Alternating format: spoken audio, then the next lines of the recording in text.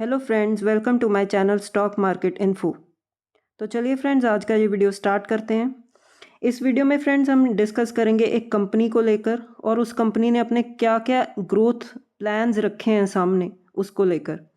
तो friends, video को start करने से पहले मैं आपको थोड़ा सा ब्रीफली बता दूं कि जब भी आप किसी कंपनी में इन्वेस्ट करते हो ना, तो ये न्यूज़ बहुत इंपॉर्टेंट होती है। अगर आप इन्वेस्ट कर रहे हो तो डेफिनेटली आपको ये चीज़ें पढ़नी चाहिए, ठीक है, ताकि आपका जो इन्वेस्टमेंट डिसीजन है उसमें कॉन्फिडेंस आ जाए और आप मार्केट में टिक टिक कर इन्वेस्ट कीजिए। कभी भी पैनिक नहीं आएगा, ठीक है। पैनिक कब आता है फ्रेंड्स? जब आपको नॉलेज नहीं है। Lack of knowledge creates panic, ये बोला जाता है मार्केट में। तो आप जितनी ज़्यादा नॉलेज गेन करोगे, जितनी ज़्यादा नॉलेज लर्निंग रखोगे मार्केट में, उतना ही ज़्यादा जो आपके इन्वेस्टमेंट डिसीजंस हैं वो आगे जाकर फाइन होते जाएंगे। वाइज डिसीजंस ले पाओगे आप आगे जाकर। तो ठीक है फ्रेंड्स, डिस्कस करते हैं। सबसे पहले फ्रेंड्स डिस्कस करेंगे टाइटन कंपनी को। टाइटन कंपनी, जैसे कि फ्रेंड्स पता ही है आपको कि ये टाटा ग्रुप की कंपनी है और ये किस में डील करती है? वॉचेज़ में, ज्वेलरी में, आईवियर कैटेगरीज में, ठीक है। तो टाटा ग्रुप की ये कंपनी तो एक ट्रस्टेबल ब्रांड है। नेक्स्ट है फ्रेंड्स, टारगेट क्या रखे हैं टाइटन कंपनी ने आगे आने वाले टाइम में? ये बोल रहे हैं, इनकी मैनेजमेंट बोल रही है कि अब ये अपने रेवेन्यू को डबल करेंगे टिल फाइनेंशियल ईयर 30। इनका मार्केट शेयर आज की डेट में है 8.5%।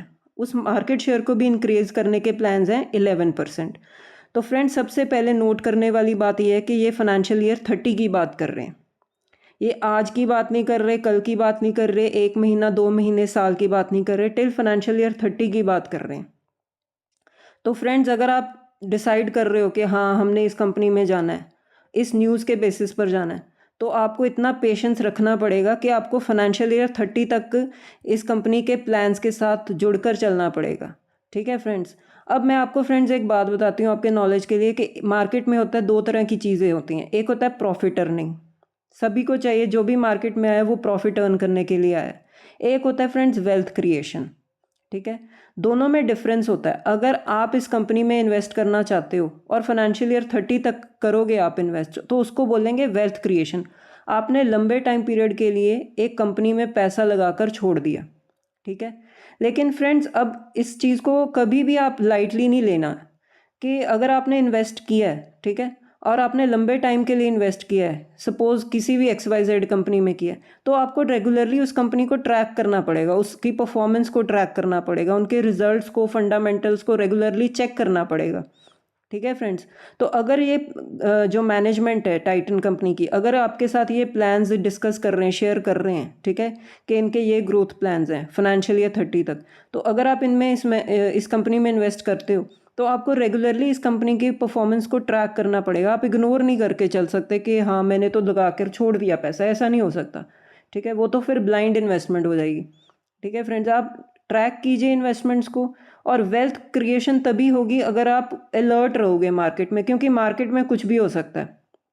अब ये जो वॉर चल रही है, हमें थोड़ा पता था वॉर हो जाएगी, लेकिन वॉर हुई और उसका इम्पैक्ट भी हम देख रहे हैं आ रहा है, ठीक है। तो आप इस कंपनी को ट्रैक कीजिए, इनकी परफॉर्मेंस को ट्रैक कीजिए, इनके फंडामेंटल्स को चेक कीजिए, फिर आप डिसाइड करो कि आपने इन्वेस्टमेंट करनी है कि नहीं करनी। नेक्स्ट है फ्रेंड्स, ये भी सोच रहे हैं कि ये अपने स्टोर्स का काउंट भी इंक्रीज़ करेंगे। करंटली इनके स्टोर्स का काउंट है 800, फिर ये 1400 तक लेकर जाएंगे। तो अच्छी एक्सपेंशन चल रही है स्टोर लेवल पर भी। इन्होंने कुछ ग्लोबल लेवल पर भी एक्विजिशन किए, जैसे कि डमास ज्वेलरी, इन्होंने 67% स्टेक लिया उस कंपनी में। तो ये बहुत अच्छी बात है, कंपनी ग्रो कर रही है नेशनल फ्रंट पर भी और इंटरनेशनल फ्रंट पर भी। तो ये अच्छा, मतलब एक कंपनी की स्ट्रेंथ मानी जाती है कि अगर वो एक्सपेंशन कर रहे हैं, ग्रोथ कर रहे हैं। नेक्स्ट है फ्रेंड्स, अब न्यूज़ तो कवर होगी, अब थोड़ा सा फंडामेंटल चेक करते हैं कंपनी का। जैसे कि ये देख सकते हो आप, ये लॉन्ग टर्म का चार्ट पैटर्न है कंपनी का, और कंपनी का मार्केट कैप देखिए फ्रेंड्स, ये है 3 लाख करोड़ से भी बड़ी कंपनी है। तो इतनी लार्ज कैप कंपनी होने के बावजूद भी अगर कंपनी अपने बिजनेस में एक ग्रोथ पैरामीटर अटैच कर रही है, वो ये सोच रहे हैं कि रेवेन्यू को डबल करना है, स्टोर काउंट को इंक्रीज़ करना है, मार्केट शेयर को इंक्रीज़ करना है, तो ये एक बहुत अच्छी बात होती है कंपनी के लेवल पर, ठीक है। क्योंकि अगर कंपनी ग्रो करेगी तो हमारी इन्वेस्टमेंट ग्रो करेगी। तो ये बात बिल्कुल गलत होती है कि एक लार्ज कैप कंपनी ग्रो नहीं कर सकती है। जैसे कि आप इनका चार्ट पैटर्न देख सकते हो, कंपनी आज तक इतने मतलब हाई रिटर्न्स 99,000 से भी ज़्यादा रिटर्न्स कैसे दिए हैं? क्योंकि कंपनी ने रेगुलरली ग्रोथ को अपने साथ लेकर चले हैं, कुछ ना कुछ ऐसा किया है, नई नई चीज़ें ट्राई की हैं, नई नई अपॉर्चुनिटीज़ को ग्रैब किए, इसलिए आप देख सकते हो कि कंपनी ने बहुत अच्छे रिटर्न्स दिए हैं। तो जिसने शुरू से इन्वेस्टमेंट की होगी इस कंपनी में, तो आज उसके कितने रिटर्न्स बने होंगे।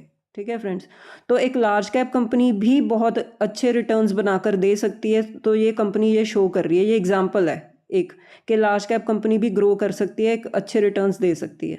Mid cap small cap companies भी रिटर्न्स देती हैं, लेकिन उसमें रिस्क भी होता है। लेकिन ये जो कंपनी है, इन्होंने भी कई हर्डल्स देखे, कई अप्स एंड डाउन्स देखे, ठीक है, कई क्राइसिस देखे, कई वॉर्स भी देखी होंगी, तो फिर भी आज ये कंपनी एक टॉप लेवल पर स्टैंड करती है। तो ये एक ब्यूटी होती है, एक स्ट्रेंथ होती है कंपनी की। ठीक है फ्रेंड्स, तो आप इस कंपनी का चार्ट पैटर्न देखिए, बहुत ही अच्छा चार्ट पैटर्न है। अगेन डिस्क्लेमर है फ्रेंड्स, मैं ये नहीं बोल रही हूँ कि आप इन्वेस्ट करो इस कंपनी में, जस्ट हम फंडामेंटल्स चेक कर रहे हैं। नेक्स्ट है फ्रेंड्स, इनके रिजल्ट्स देख लेते हैं। ईयर ऑन ईयर बेसिस पे सेल्स जो आई हैं 60,000 से जंप करके 87,000 चलेंगी, तो बहुत सेल्स के फ्रंट पर बहुत अच्छे रिजल्ट्स हैं। ऑपरेटिंग प्रॉफिट इनका 5600 था जो 8300 हो गया। और सीधा नेट प्रॉफिट पर आते हैं फ्रेंड्स, 3300 से इंक्रीज होकर 5000 चला गया। तो मतलब year on year basis company के रिजल्ट्स बहुत ही ज़्यादा अच्छे हैं। नेक्स्ट है फ्रेंड्स, शेयर होल्डिंग पैटर्न देख लेते हैं। प्रोमोटर्स 52% है। तो जो टाटा ग्रुप की कंपनीज होती है ना, उसमें शेयर होल्डिंग पैटर्न, जो प्रोमोटर्स के केस में कोई भी ऐसा मतलब कोई इशू नहीं होता। ज़्यादातर जो शेयर्स होते हैं वो प्रोमोटर्स के पास ही होते हैं। एफआईएस के पास भी होल्डिंग है 15% की, डीआईएस के पास 14%, गवर्नमेंट भी थोड़ा सा स्टेक लेकर चल रही है 0.19%, और पब्लिक के पास भी 16.34% का स्टेक है। तो एक डिसेंट शेयर होल्डिंग पैटर्न है कंपनी का। नेक्स्ट है फ्रेंड्स, अगर टाटा ग्रुप की कंपनी है, लार्ज कैप कंपनी है, तो इसका मतलब ये नहीं है कि फ्रेंड्स के कोई रिस्क नहीं हो सकता। स्टॉक मार्केट में आए हैं तो रिस्क तो होगा ही, चाहे वो कोई भी कंपनी हो। तो हर कंपनी का आपको रिस्क पता होना चाहिए। अगर आपके पोर्टफोलियो में भी कोई कंपनीज हैं तो डेफिनेटली आपको रिस्क तो पता होना ही चाहिए कि उस कंपनी में पर्टिकुलर रिस्क क्या हो सकता है, चाहे वो इंटरनल इशू की वजह से हो, एक्सटर्नल इशू की वजह से हो। तो रिस्क डेफिनेटली पता होना चाहिए। तो रिस्क तो अब गोल्ड जो ज्वेलरी की कंपनीज हैं उनका तो एक ही रिस्क चल रहा है, that is gold price volatility. जैसे कि हमारी गवर्नमेंट ने भी इंपोर्ट ड्यूटी लगा दी है गोल्ड पर, दैट इज़ 6% से इंक्रीज़ करके 15% कर दी है। ठीक है, तो मतलब हमारी गवर्नमेंट भी अब ये बोल रही है कि गोल्ड को इंपोर्ट नहीं करना, क्योंकि वो एक प्रेशर लेकर आता है, हमारी करेंसी पर डॉलर आउटफ्लो होता है। तो उस चीज़ को कर्व करने के लिए अब गोल्ड पर इंपोर्ट ड्यूटी इंक्रीज़ कर दी है। तो ये एक रिस्क हर ज्वेलरी कंपनी के लिए, अकेला टाइटन के लिए नहीं है, हर ज्वेलरी कंपनी के लिए अब ये रिस्क है कि गोल्ड नहीं इंपोर्ट करना या कम इंपोर्ट करना है।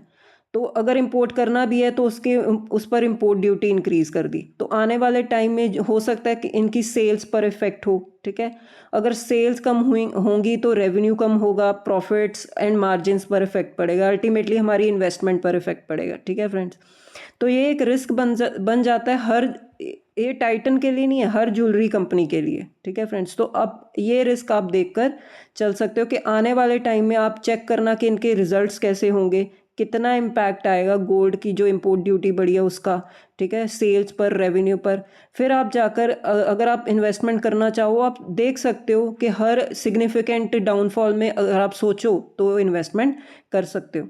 तो डिस्क्लेमर है फ्रेंड्स, मैं ये नहीं बोल रही हूँ आप इन्वेस्ट कीजिए, लेकिन आप इस कंपनी को अगर पढ़ना चाहो इस न्यूज़ के बेसिस पर तो पढ़ सकते हो। ठीक है फ्रेंड्स, तो इस वीडियो में बस इतना ही।